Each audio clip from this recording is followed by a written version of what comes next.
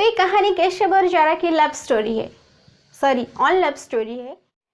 Hey everyone, this is Monashree, welcome back to my book tube channel. So आज मैं जिस book के बारे में बात करूंगी उस बुक का नाम है the girl in room 105 by Chetan भगत।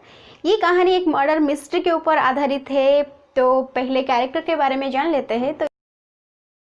तो कहानी में तो बहुत सारे कैरेक्टर है और उसमें से जो 4 मेन कैरेक्टर है उनका नाम है केशव, जारा, सौरभ और राघव। तो पहला कैरेक्टर का नाम है केशव, जो कि आईआईटी की एक स्टूडेंट है और वो चंदन क्लासेस नाम के कोचिंग सेंटर में टीचर है और वो अपनी लाइफ से नफरत करता है।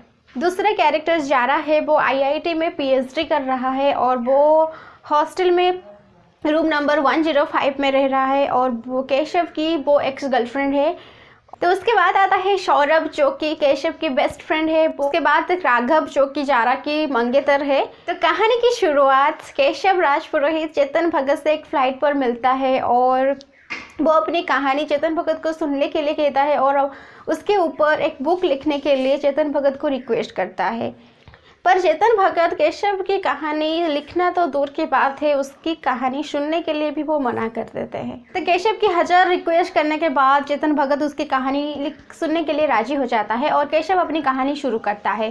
तो केशव अपनी कहानी सुनाता है कि वो जारा नाम की एक लड़की से प्यार करता था और तो केशव अपनी कहानी सुनाता है कि वो जारा नाम की एक लड़की से प्यार करता था और जारा के हर बर्थडे पर वो जारा से मिलने के लिए जाता था और उसकी हॉस्टल के पास एक आम पेड़ के मदद से वो जारा की रूम नंबर 105 में जाता था।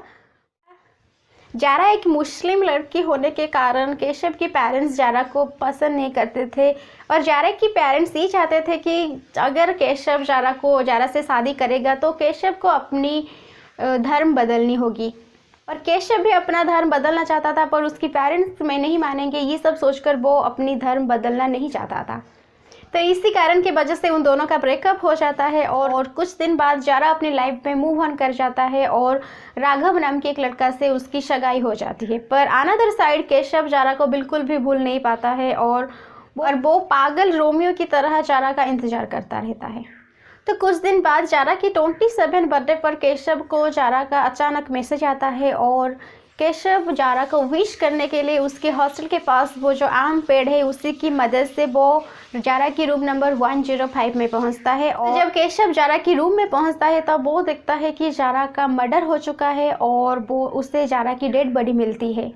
यहीं से कहानी शुरू होती है और ये पूरी कहानी जारा की मर्डर मिस्ट्री के ऊपर आधारित है। जारा का कातिल कौन है और जारा का खून किसने किया, ये जानने के लिए आपको ये पूरी बुक पढ़नी होगी।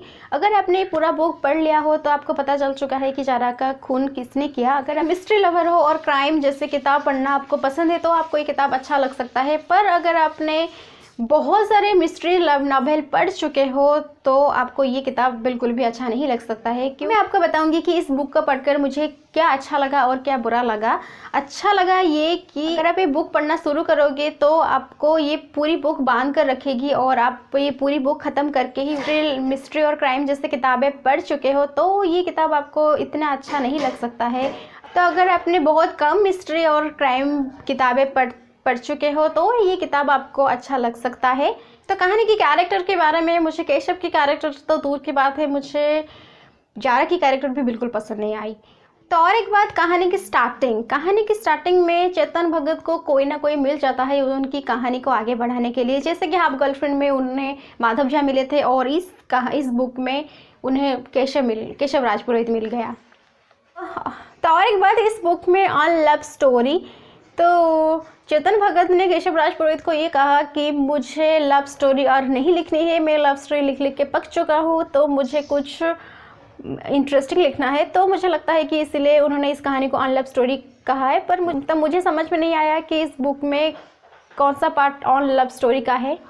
धीरे धीरे जब आप कहानी पढ़ोगी तो आपको नई नई किरदार भी मिलेगी और कहानी का मोड पूरी तरह से चेंज हो जाएगा। तो ये बुक की दूसरा पार्ट भी आ गया है। अगर आपने ये बुक पढ़ चुके हो तो दूसरा बुक पढ़िए। अगर आपके लिए बस इतना ही। अगर आपको ये वीडियो पसंद आया तो प्लीज़ वीडियो को लाइक कीजिए और चैनल को सब्सक्राइब कीजिए। Thank you so much for watching this video.